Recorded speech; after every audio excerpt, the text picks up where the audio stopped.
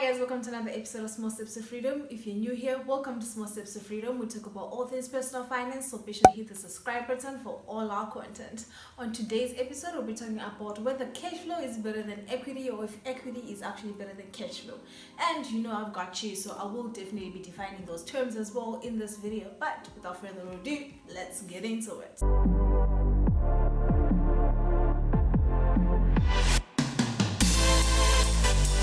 So today's topic is essentially answering a question that I got on Twitter. Remember, you guys can submit any questions, any thoughts, any video ideas that you have to me on Twitter or on Instagram. DM me, comment on my posts, whatever works for you, and I will create videos like this for you. But today's video is essentially answering the question whether cash flow is better than equity or if equity is better than cash flow. So like a lot of things in personal finance, there's no black and white answer for it. There's no one size fits all. It really all depends on your situation and where you are in terms of your finances.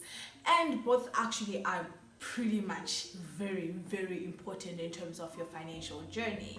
But before I actually start saying too much, let's actually start by defining these terms.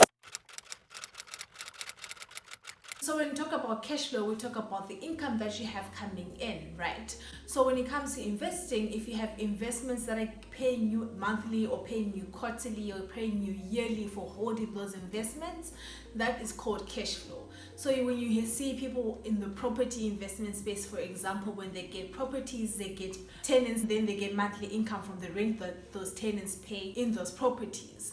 So that is cash flow, right? And then we have equity. With equity, it's the opposite of cash flow in that you're holding your investment with the objective of letting that investment grow to a certain point where you stand to make a certain gain or a certain return from that investment. So let's say you buy a house and you own that house for the next 30-40 years with the hope of actually selling that house and after that period. Right? So when you buy that house and you buy it for 3 million rands right now in 2020, and you say that you're going to be holding that house for the next 30-40 years, and you're hoping that that house will be worth 10 million rands, 15 million rands by that time. That is what we call equity, where you're holding something until it reaches a certain point where you can actually sell it and get your money for it. So that's the same thing with stocks. When you buy a stock and you buy it at 30 rand and then the stock price rises and gets to 100 rand, and then you end up selling that stock, you're making capital gains of what, 70 rand.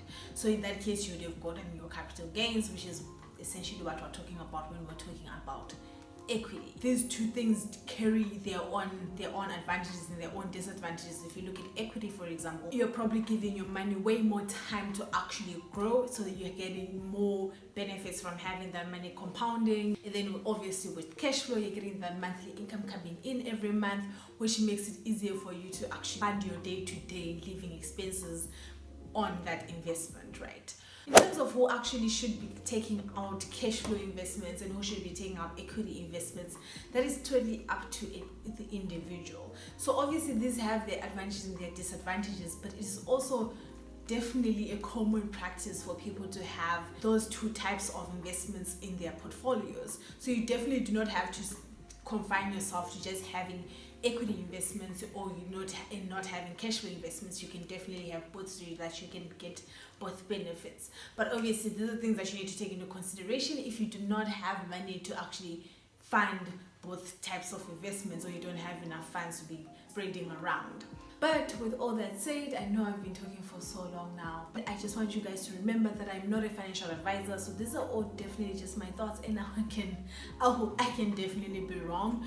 And if I am wrong, please do let me know, because I stand to be corrected. But the point is, I'm not a financial advisor, so definitely do your own research and definitely speak to a professional if you're not sure of anything before you put your hard-earned money into anything just because Tando on the internet said, you know, that was an interesting idea.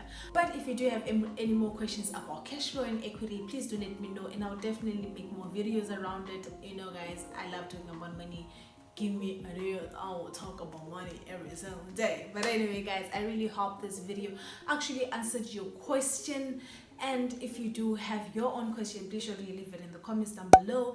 Let me know on Twitter or Instagram, and I will definitely be able to get to your questions, guys. But anyway, I will see you on my next video. Bye. We recorded in record time. That is Fantastica.